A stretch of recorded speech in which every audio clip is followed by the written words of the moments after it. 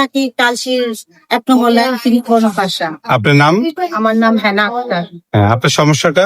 আমার সমস্যা হলো আমার শাশুড়ি 7 মাস ধরে মারা গেছে। আমার ছোট ননদ মানে আমার শাশুড়ি মানে আমার শ্বশুর মারা যাওয়ার পর আমার ওই যে আমার শাশুড়ি বিয়ে হয়েছিল, কিন্তু তার একটা ছোট মেয়ে ছোট মেয়ে মানে আছিল। আর ওই যে ব্যাংকে ও নমিনি আছিল, ওর নামে নমিনি ছিল।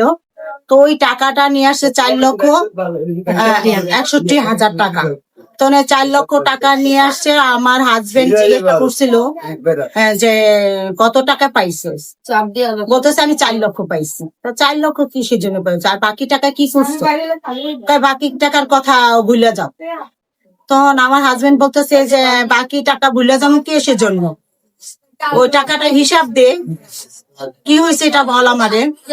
এই কথা কর লগে লগে আমার হাজবেন্ড বলতেছে তুই কে বলার, আমি যে তোর হিসাব দেবো, সেটা তো আমার নাম, এটা ওই টাকা আমি আত্মহাতি করি।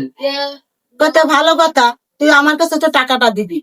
এক কথা দুই কথা লাগে গেছে। আর বড় অংশ এটা তো মেন ইস্যু না, আমার শ্বশুরে মানে যে আমার শাশুড়ি দ্বিতীয় যে বিয়ে করছে তার বড় সে আগে বিয়ে করছে না, ওনার মেয়ে নাম হইলো শাহনাজ, বালুর মাঠে থাকে।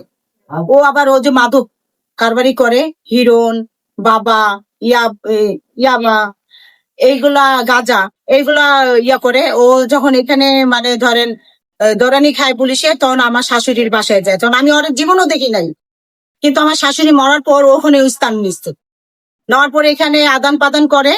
আমি বলতেছি যে এইগুলো আমার বাসায় নিয়ে আসেন, আমি তো এইসব ব্যবসা ট্যাসা করি না। আর এইগুলো যদি পুলিশে জানে আমারও সমস্যা হবে, আমার হাজবেন্ড আমার বাচ্চার সমস্যা হবে। এই জন্য আমার হুমকি ধুমকি দেয়, বলে কি বেশি কথা কইলে এগুলো দিয়ে ধরাই দিবি। কেন?